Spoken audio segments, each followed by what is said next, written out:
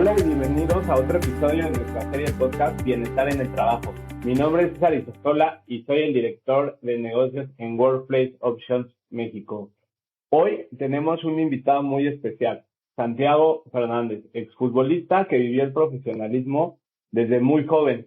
Formado en las fuerzas básicas del Club América, debutó en Primera División justamente con las Águilas del América y desde ahí comenzó una carrera que lo llevaría a Europa a vivir experiencias en las fuerzas básicas o en las inferiores del Barcelona B, el Ajax, el Bayern Múnich, donde tuvo la oportunidad de absorber la esencia del fútbol del élite, con figuras como Lionel Messi y consecuentemente en la Liga MX vistió la camiseta del América, del Toluca, demostrando un talento como delantero y su capacidad de adaptación en diferentes estilos de juego.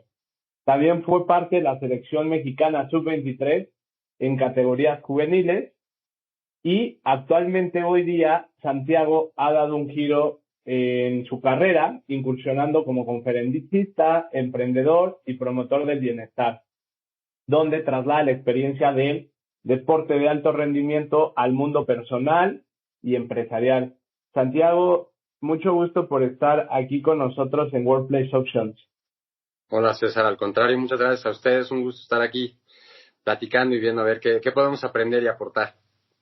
Es un gusto tenerte con nosotros para que puedas compartir tus experiencias, tus conocimientos, durante este recorrido en el fútbol, en la parte profesional. Sé que eres abogado. Platícanos un poquito de ti. ¿Quién es Santiago como persona? Pues mira, vengo de una familia, la verdad es que creo que es mi mayor regalo y mi mayor tesoro, ¿no? Mi familia, la verdad es que tengo unos papás increíbles que siempre me han apoyado, que siempre han estado ahí para mí, que siempre me han dado todo y que creo que siempre me han dado un muy buen ejemplo para seguir por el camino del bien, ¿no? En este sentido, gracias a Dios, nunca me ha faltado nada, ¿no? Desde que era yo chico siempre, pues digo, tuvimos una vida, la verdad es que buena, feliz, ¿no? Mi niñez fue muy feliz. Yo estudié en el Colegio Miraflores, toda mi vida la hice ahí y siempre estuve jugando, ¿no? A la par entre lo que estudiaba y jugaba y siempre en todo momento conté con el apoyo de mis padres, ¿no? Que bueno, después a la larga vas viendo que cuando tú eres papá, vas viendo la importancia y los sacrificios que hacen los papás por los niños, ¿no? Y en ese sentido, te digo, me considero afortunado porque tengo unos papás increíbles. Sé que tu hogar te generaba en esta parte del estudio. Platícanos un poquito cómo se mezclaba el fútbol con la parte académica. Pues mira, desde que empecé a jugar fútbol desde muy temprana edad, tenía yo 4 o 5 años, como que la condición en ese momento siempre fue perfecto, puedes jugar, puedes hacer lo que quieras, pero siempre lo tienes que compaginar con el estudio, ¿no? Y en ese sentido, siempre mi cabeza como que lo hizo así, yo siempre fui muy determinado, desde muy chiquito yo tenía claro el sueño de querer jugar fútbol. Total, yo creo que mi papá seguramente no veía el sueño de ser futbolista como algo lejanísimo. Conforme fui creciendo y fui avanzando y me fueron invitando a equipos importantes, pues en ese sentido yo creo que mi papá empezó a tomarse esto más en serio y empezó a apretar un poco la tuerca, ¿no? De hacerme ver la importancia de poder tener una carrera universitaria y sobre todo prepararme al final del día, ¿no? Prepararme para la vida. Y siempre lo seguí haciendo así. O sea, toda mi vida estudié, nunca dejé de estudiar, siempre traté de llevar los estudios a la par del fútbol y considero que fue de una forma exitosa, ¿no? Porque al final del día pude terminar, digo, obviamente la escuela, la prepa y después una carrera universitaria. ¿Para ti qué significaba el fútbol? Era todo. El fútbol era todo, era mi sueño, era mi vida. Desde chiquito, desde que tengo memoria, todo giraba alrededor del fútbol, ¿no? En el tiempo que no estaba yo estudiando, que no estaba yo más bien en el colegio, o que no estaba yo haciendo algo, todo el tiempo estaba yo jugando o viendo fútbol.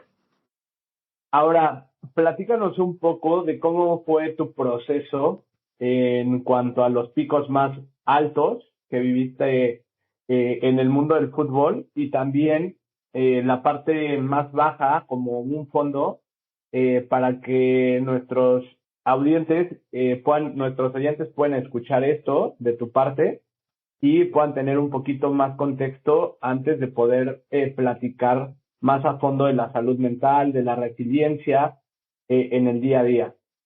Pues mira, yo la verdad es que considero que tuve una carrera desde mi punto de vista, muy, muy, muy buena, ¿no? Al final del día yo me considero muy orgulloso de lo que hice.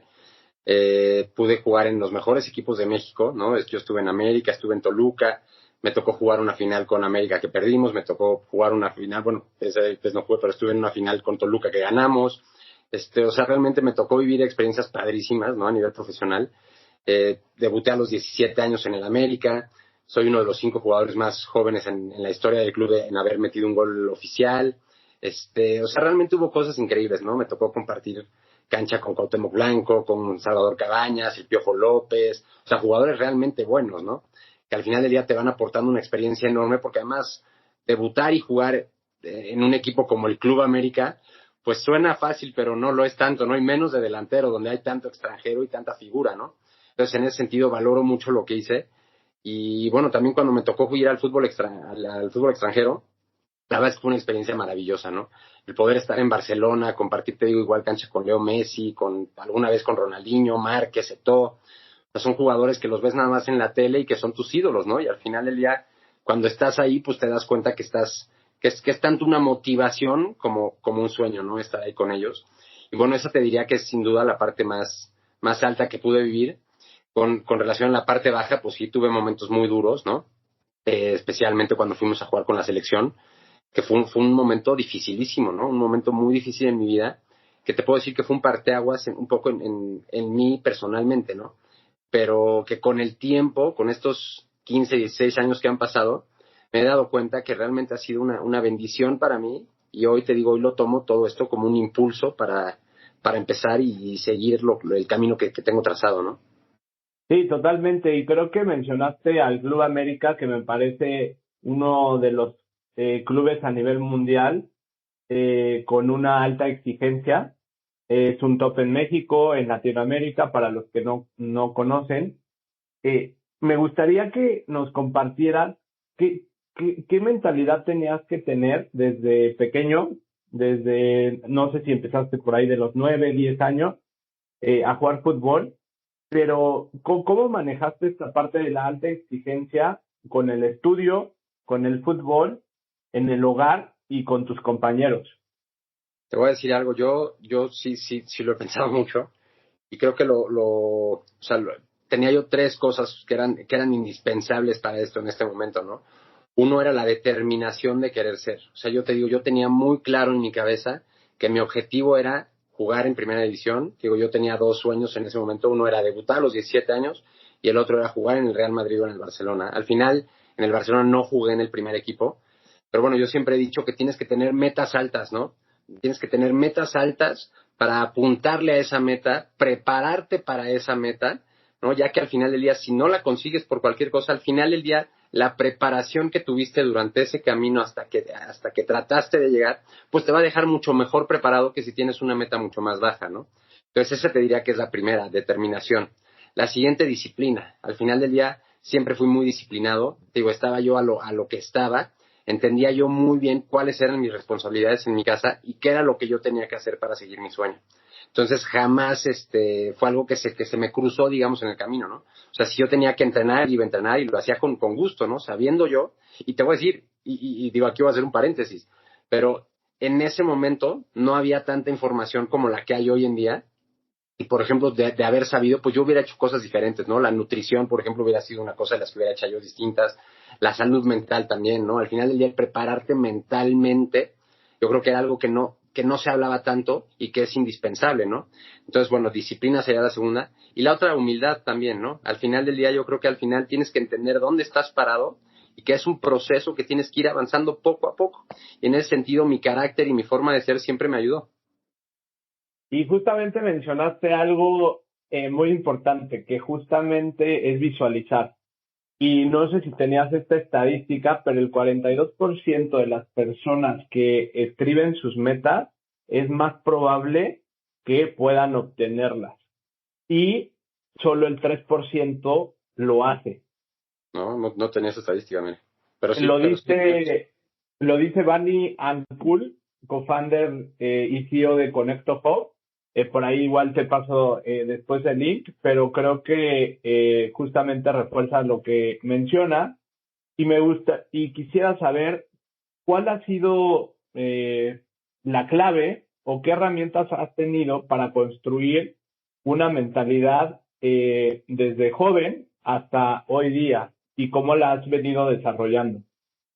Pues mira, la verdad es que te diría que mucho de lo que te va forjando la mentalidad muchas veces es la vida misma, ¿no? Al final del día, te digo, cuando empiezo a jugar, yo no tenía idea de cuál era el mundo al que me estaba yo metiendo, ¿no? Al final del día, yo creo que como cualquiera, cuando quiere ser futbolista, pues nada más ves la parte buena, ¿no? Todo mundo sueña, ¿no? Con yo quiero meter el gol que lleve a mi país a ser campeón del mundo, ¿no? Nadie sueña diciendo yo voy a ser el que va a fallar el gol que nos va a eliminar ¿no? Y entonces, claro, o sea, si tú te fijas, es un poco lo que platico en mis pláticas, es justamente ese sueño de ser futbolista profesional, suena como muy atractivo, ¿no? Todo el mundo quiere ser futbolista profesional porque todo el mundo piensa en eso. Pero ¿qué pasa en el momento en el que te conviertes en el villano de la historia? ¿Estás preparado? O sea, es muy difícil estar mentalmente preparado para asimilar ese momento cuando toda la presión y todo el mundo se te viene encima. Justo, y me gustaría que pusiéramos en la mesa, para los que no conocen tu historia, ese momento, que nos los platiques de viva voz, pero que también justamente lo que tú mencionas, que nos digas si estabas preparado para ese momento o no. Claro, te lo cuento. Mira, en ese momento fuimos a la selección, estaba yo en ese momento jugando en Toluca, la verdad estaba yo muy contento, me estaba yendo bastante bien. Vamos a la selección, teníamos para ir a las Olimpiadas de Beijing 2008 y al final del día teníamos que ganar el último partido, llegamos en una posición un poco comprometida, llegando a ese último partido teníamos que ganar por una diferencia de 5 goles, terminamos ganando el partido 5-1 y nos falta un gol para calificar, ¿no? Pero en ese momento pues, realmente tuvimos 20 opciones para meter ese gol que nos faltó, incluido yo tuve 3, 4 muy claras de gol que fallo, y entonces, bueno, en ese momento la prensa y la gente se me viene encima, ¿no? O sea, al final del día fue un momento súper complicado que me acabó por marcar. O sea, al final del día, te digo, yo no estaba mentalmente preparado para ese momento. O sea, jamás me imaginé que algo así pudiera pasar, ¿no? Total, cuando vivo esto, la reacción que tomo en ese momento, me acuerdo de haber llegado a México, toda la prensa traía mi cara, se hablaba muchísimo de mí, que yo había sido el culpable, que si la responsabilidad, que no sé qué. Y yo me acuerdo mucho en ese momento, mi cabeza es decir, ok, bueno, ya pasó esto, me hago responsable de mis fallas, ¿no? Esa parte siempre la asumí, pero hasta ahí, ¿no? De ahí a que por mi culpa no hubiéramos pasado, me parece que son cosas diferentes. Hoy en día entiendo que la prensa siempre tiene que ponerle cara tanto al éxito como al fracaso, y fue muy fácil señalarme, ¿no? En ese momento tenía yo 23 años y me costó mucho trabajo, te digo, no estaba yo preparado para vivir un momento así.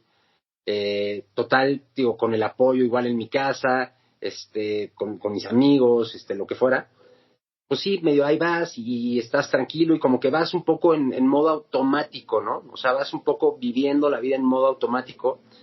Mientras te digo, sientes todo lo que está afuera, en mi cabeza en ese momento la experiencia, dije, perfecto, yo lo que voy a hacer es, voy a mandar para atrás todo lo que viví y aquí no pasó nada, ¿no? Vamos para adelante, vamos a seguir, todavía jugué un año más, me tocó salir campeón, pero llegó un momento donde dejé de disfrutar realmente lo que estaba yo haciendo. O sea, ya no me gustaba jugar, el ir a los estadios era muy difícil, total, dejo de jugar.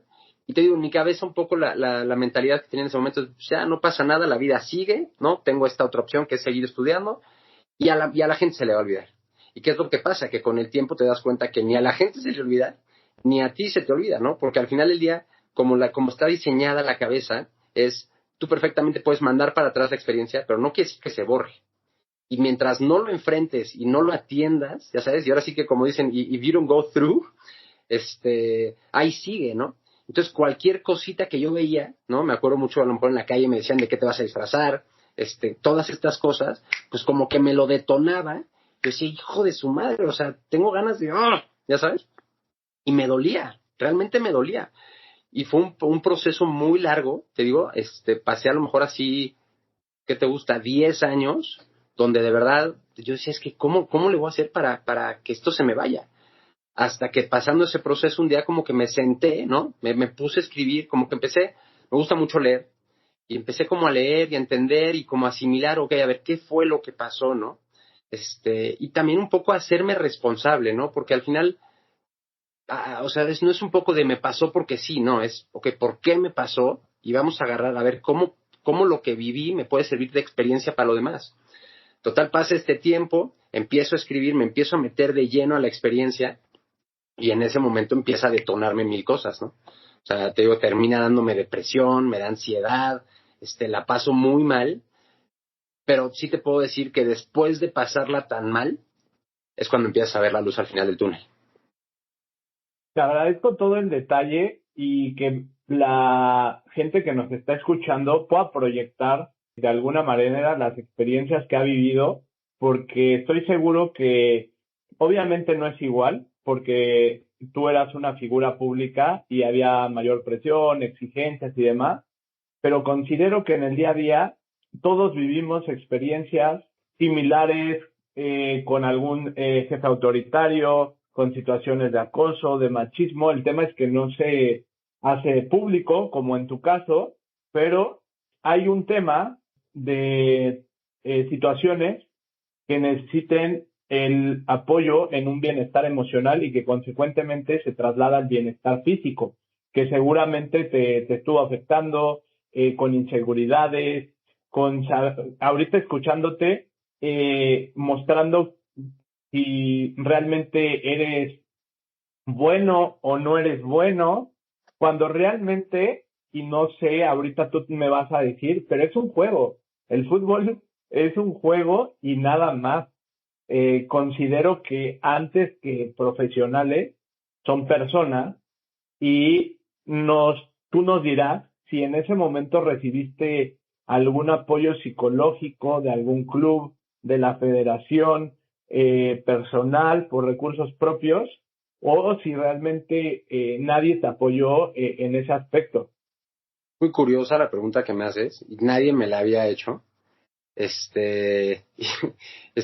muy curioso, porque no, nadie, o sea, yo te puedo decir que después de vivir eso, una persona se acercó conmigo, un jugador, uno se acercó conmigo a decirme, oye Santi, tranquilo, esto va a pasar, tú sabes perfectamente lo que puedes hacer. Y curiosamente, fue un jugador de Chivas. Ni siquiera o sea, ni siquiera fue ex compañero mío. Estuve con él una vez en la selección, que era Johnny Magallón, y no sabes cómo se lo agradezco, porque al final del día eso hizo una diferencia grande en mí. Y por increíble que parezca, jamás fui a ver a un psicólogo, jamás. Estoy seguro que de haber ido, seguramente el proceso hubiera sido más fácil, ¿no? Porque lo que entiendo que hace el psicólogo, la chamba del psicólogo un poco, y corrígeme si estoy mal, es un poco irse para atrás a encontrar qué es lo que te está detonando lo que estás sintiendo, ¿no? O sea, y para atenderlo tienes que ir directo a él, o sea, te tienes que atravesar directamente por más doloroso que fuera, y ese fue justo el camino que hice yo. O sea, fue justo así, nada más que sin tener a nadie ayudándome, ¿me entiendes? O sea, la misma vida me fue llevando a esto. ¿Y cómo llegué a eso?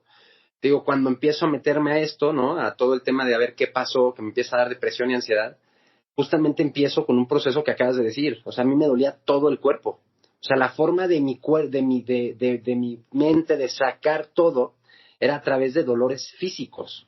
O sea, yo me acuerdo mucho que se me dormían los brazos, se me dormía un poco el cuello de repente. O sea, sentía yo como muchas cosas físicas. Acabé yendo a 300,000 doctores porque me dolía la espalda, me dolía el cuello, me hice 1,000 estudios, todo salía bien, gracias a Dios. Entonces, cuando termino de todo esto, veo que precisamente lo que traigo es un tema de salud mental. Y entonces, cuando llego a ver al doctor, curiosamente me dice, le digo, es que ya fui aquí, y me dice, no, no te preocupes, ese es el paso que hacen todos. Porque claro, tú empiezas siempre por ver, o sea, nadie cree que es por ahí, ¿me entiendes? Tú crees que trae otro, o sea, que viene de otro lado, y al final te das cuenta que no. Y total, cuando termino de ver a este cuate, él agarra y me dice, es que tú traes depresión.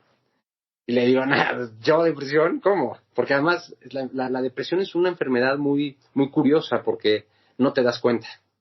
O sea, no te das cuenta que la estás viviendo, ¿me entiendes? Y tú crees que te están pasando otras cosas hasta que alguien te dice, ¿qué es esto? Y sí te puedo decir que en mi caso personal, en el momento en el que me di cuenta que era eso, me regresó la vida, ¿no? O sea, porque estaba yo entrando en un lugar difícil, muy, muy difícil, que hoy en día agradezco, ¿no? Pero pero sí es importante, te digo, que haya alguien que te pueda ayudar, ¿no? Y yo me acuerdo mucho que el que me acabó mandando de aquí fue un amigo, por justamente platicárselo, ¿no? Le digo, güey, es que me está pasando todo esto. Me dice, ¿por qué no vas a ver a este doctor?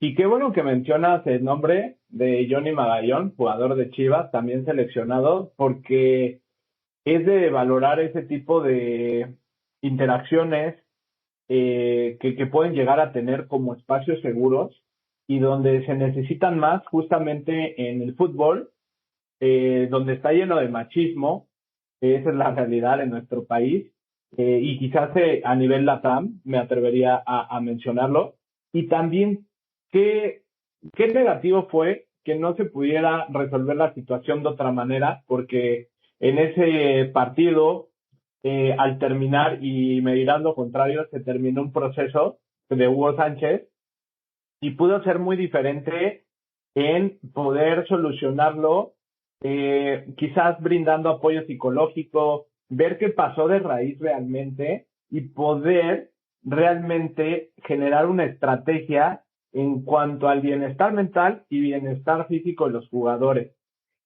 Pero hoy día nos da quizás la razón, porque hoy el fútbol mexicano se encuentra mucho peor que en ese momento y justamente, digo, no me voy a meter a temas futbolísticos, pero en donde considero que hay un tema de raíz en la salud mental en México y por supuesto en el fútbol.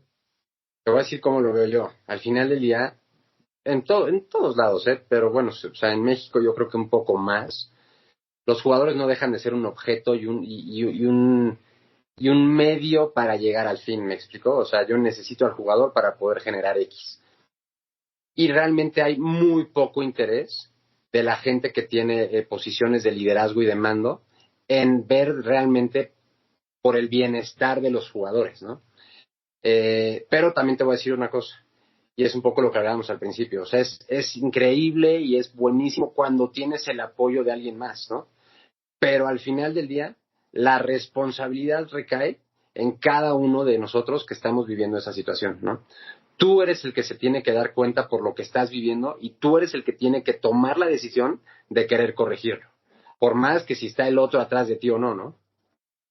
Y considero que el no tener estas herramientas al futbolista, al mexicano en general, permite que no puedan desarrollar su autoconciencia para poder reinventarse, evolucionar como persona, como hermano, como papá, como un mejor colaborador y donde me gustaría, Santiago, que nos puedas brindar un poquito de lo que has venido desarrollando en cuanto a atención plena y cómo has venido reinventándote en la parte emocional, en la parte física después de este tema, como acoso cibernético, por así decirlo, como bullying también en las calles de alguna manera, y cómo hizo que esto no te derrumbara y pues dejaras tu vida ahí estancada.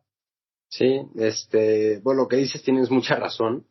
Yo creo que te digo, a pesar de que yo no estaba mentalmente preparado en ese momento para vivir lo que viví, creo que la educación y el apoyo de mis papás que me dieron siempre me prepararon mentalmente para no caerme y no irme hasta abajo, ya sabes. Digo, porque sí estuve ahí, pero no me quedé, ¿no? Al final del día es una decisión, te digo, el decir, no, a ver, de aquí para arriba, ¿no? Sí, en ese sentido, lo que he aprendido y lo que he vivido, un poco con lo que dices de la atención plena, es que pues al final del día lo que tenemos es el momento presente, ¿no? Al final del día eso es lo único que existe realmente, ¿no? De nada te sirve de andar preocupándote por el pasado, ni de andar, porque no lo vas a cambiar, ni tampoco de andar preocupándote por el futuro, que a ver, a mí en mi caso me pasó, porque precisamente por eso me daba ansiedad, ¿no? Porque yo muchas veces en la cabeza traía yo mil cosas, porque entiendo que la ansiedad te da por preocuparte por algo que no ha pasado, ¿no? Por el futuro. Entonces, en ese caso, te digo, lo que he hecho para tratar de controlar esto es sí trato de meditar, ¿no? Me ha ayudado mucho, trato todas las mañanas después de hacer ejercicio me ayuda un montón, ¿no? El ejercicio me ha ayudado y te digo, hubo un momento donde me sentía yo tan mal físicamente que ni siquiera podía hacer yo ejercicio. Y entonces era un problema porque no podía yo hacer ejercicio y tampoco lo podía yo sacar. Entonces, conforme fui atendiendo esto, me he dado cuenta que el ejercicio me ayuda un montón, que la meditación me ayuda un montón, aunque no lo hago al 100%, tampoco te voy a vender que soy 15 minutos, que estoy ahí perfectamente enfocado. No, lo que hago hoy en día es, termino de hacer ejercicio, de aquí me voy al club a bañar, y antes de bañarme me meto al sauna 15 minutos, y en esos 15 minutos que estoy en el sauna es donde trato de hacer este ejercicio de atención plena, ¿no? De enfocarme y de visualizar mucho lo que quiero. Yo me acuerdo mucho, y te digo, a lo mejor hasta risa te va a dar, cuando estaba yo mal, de pararme yo frente al espejo y decirme, es que Santiago, estás bien y eres capaz de lograr todo lo que te propongas. Me acuerdo muchísimo, de estás bien y eres capaz de lograr. Y siento que eso, ¿no? El hablarte de esta forma a tu cabeza, porque al final del día, la cabeza escucha, ¿no? Y escucha sobre todo lo que te estás diciendo tú. Y en el momento en el que entiendes y aprendes que tú eres el que tiene el volante y la dirección de tu vida, yo creo que en ese momento tu vida cambia, ¿no?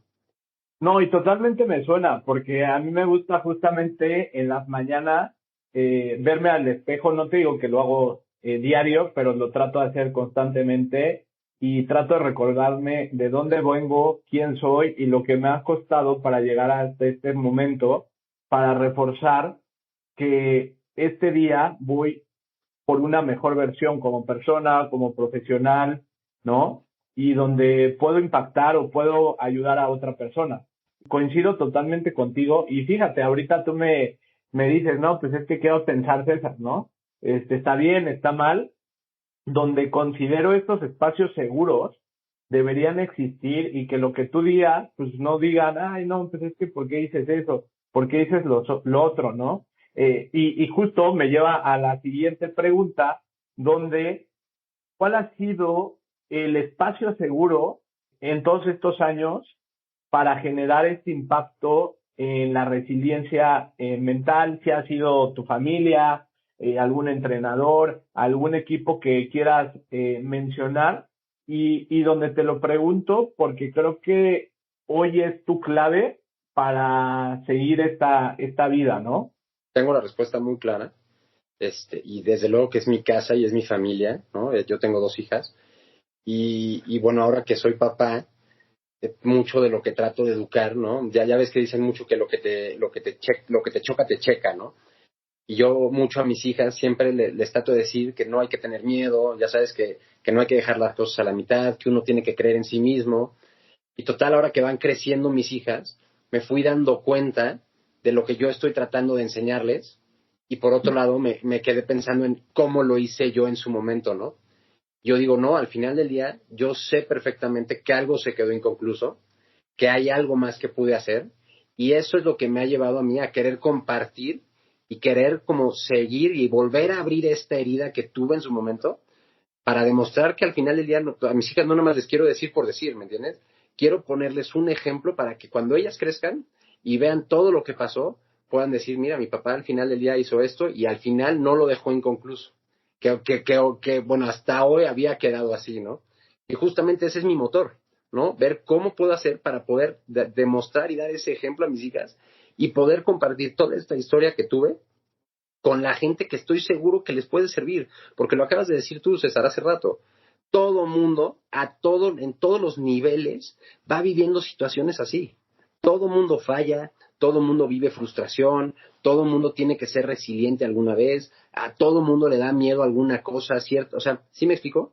Y todas esas cosas que vamos viviendo, lo que pasa es que, claro, cada quien las va viviendo en cierto nivel.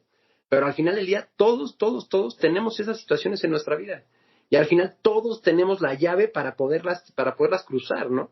Y entonces eso es justo lo que quiero hacer, ver cómo puedo generar un impacto positivo a través de mi experiencia en todo aquel que me escuche.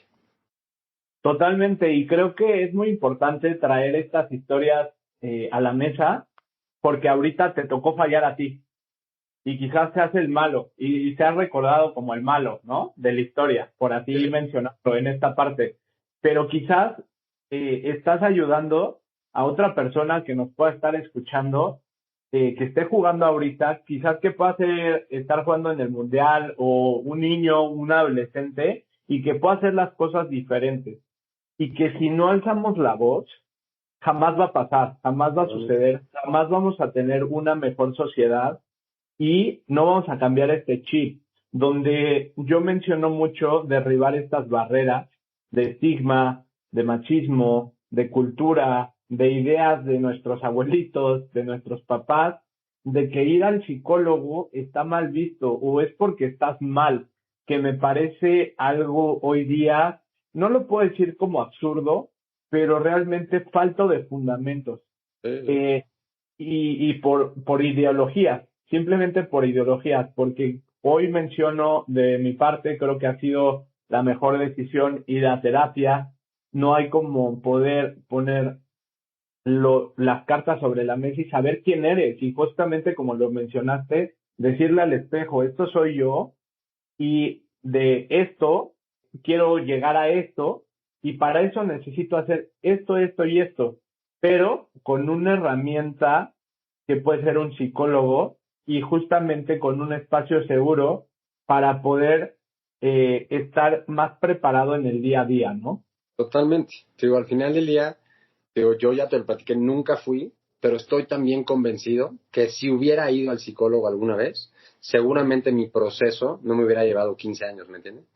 Porque al final hice lo mismo. O sea, yo estoy convencido de que, y sin saberlo, al final, o sea, yo estoy convencido que el proceso que llevé fue el proceso que pude haber llevado de haber ido al psicólogo, nada más que en ese momento estoy seguro que el tiempo en el que me hubiera llevado superarlo hubiera sido otro.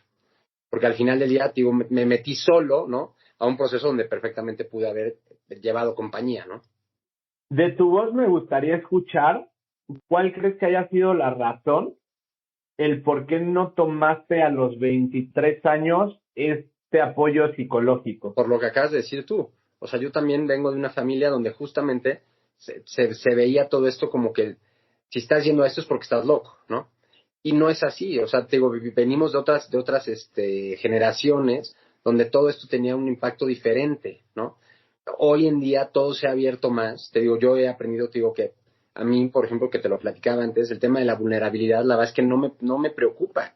O sea, yo sé que vivimos en una sociedad donde generalmente el hombre tiene que ser fuerte y es que cómo vas a platicar o exponer esta debilidad que tuviste.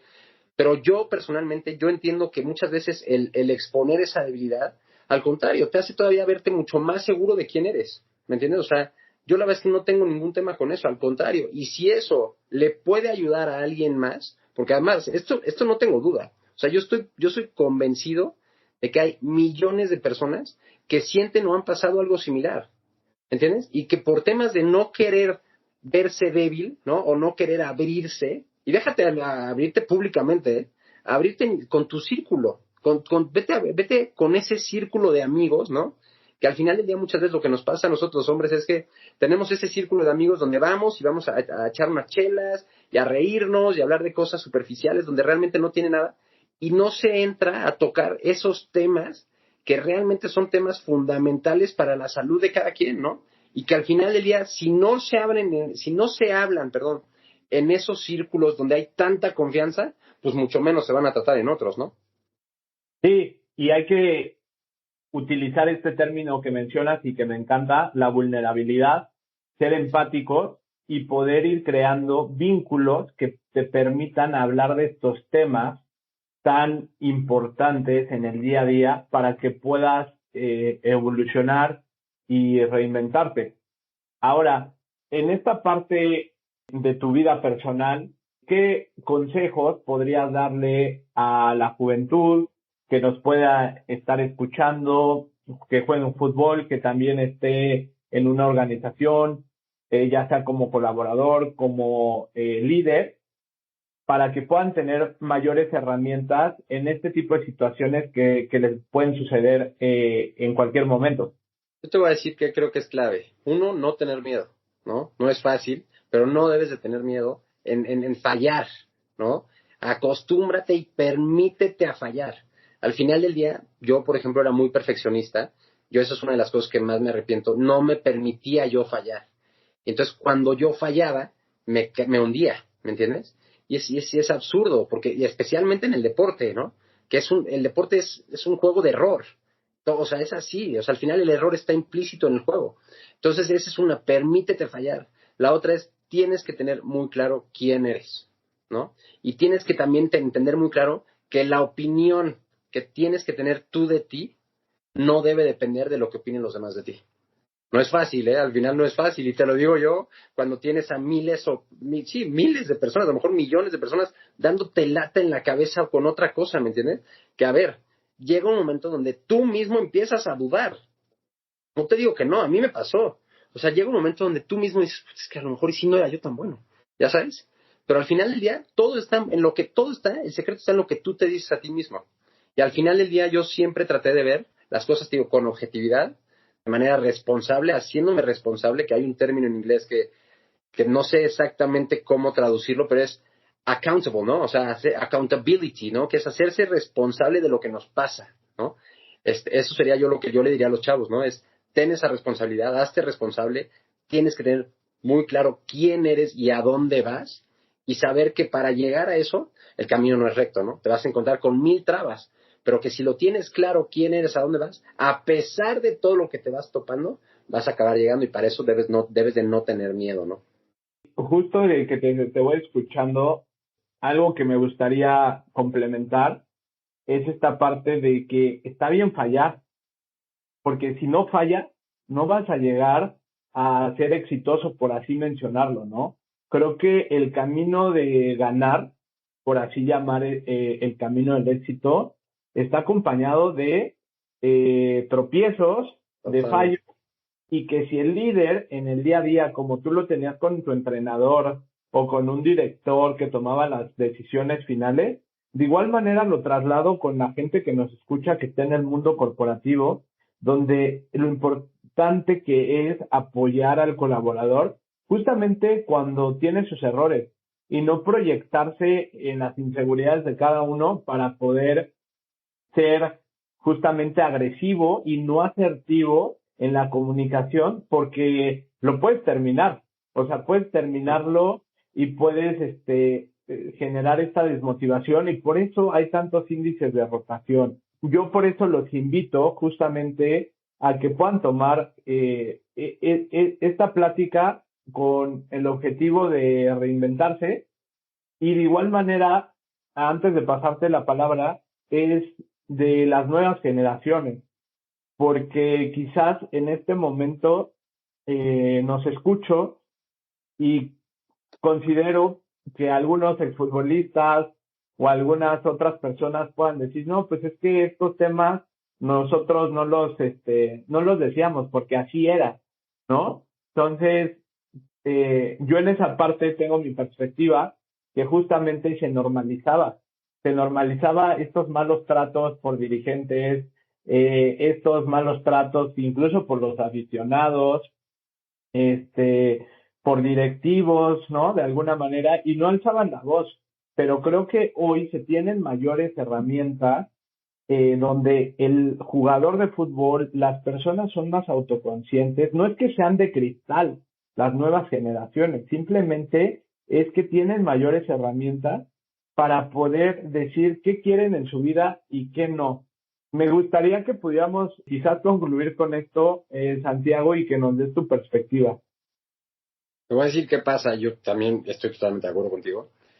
Yo creo que muchas veces las personas que están en los puestos de liderazgo, y te hablo a nivel empresarial, a nivel fútbol, a nivel todo, ¿no?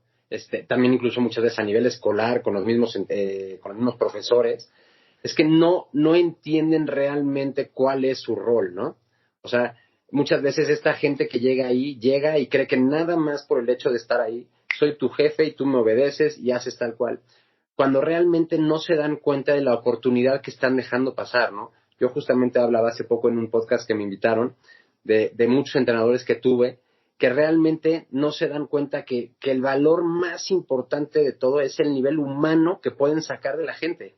Al final del día, tú como líder tienes esa obligación, ¿no? De tratar de meter a todo tu equipo dentro de, porque al final del día tú no sabes cuándo vas a necesitar a alguno de ellos, ¿no? En el fútbol es muy sencillo, o sea, tú no sabes cuándo vas a necesitar al jugador que tienes banqueado, no lo sabes. Y si en ese momento tú no has hecho tu chamba y no lo tienes por lo menos mentalmente bien, es muy difícil poder meter a esa gente al círculo como de la rutina de grupo. Al final del día te digo, sí creo que hay mucho trabajo por hacer en ese nivel de liderazgo, pero también un poco regresando a lo que te decía, sí creo que también cada uno de nosotros debe de asumir esa responsabilidad de decir, no lo voy a hacer solo si este líder me está viendo o si me está, no sé si me explico lo que te quiero decir. O sea, al final del día, uno tiene que hacerse responsable de lo que tiene que hacer y de lo que puede ir haciendo para mejorar.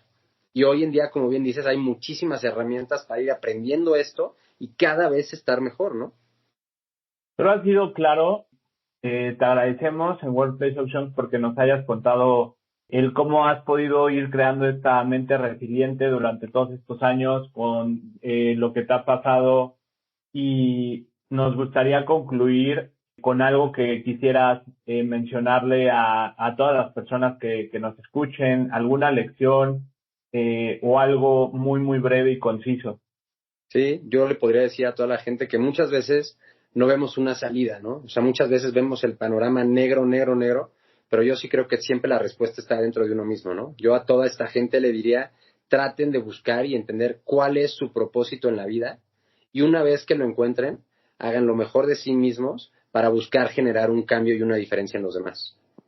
Y dicho eso, abro este canal de comunicación con nosotros, con Workplace Options, en donde se puedan acercar a preguntar sin algún compromiso qué hacen, cómo beneficia el bienestar emocional, el bienestar físico, donde estaremos con gusto complacidos por atenderlos, por poder guiarlos de alguna manera y que puedan tener más herramientas en la parte mental, en la parte de bienestar físico. Pueden visitarnos en workplaceoptions.com/MX y también se pueden contactar directamente con nosotros en service@workplaceoptions.com, donde podemos darles mayor información, y de igual manera nos pueden contactar directo para que podamos dar seguimiento a cualquier aclaración. Les agradezco mucho por quedarse hasta el último y nos vemos hasta la próxima.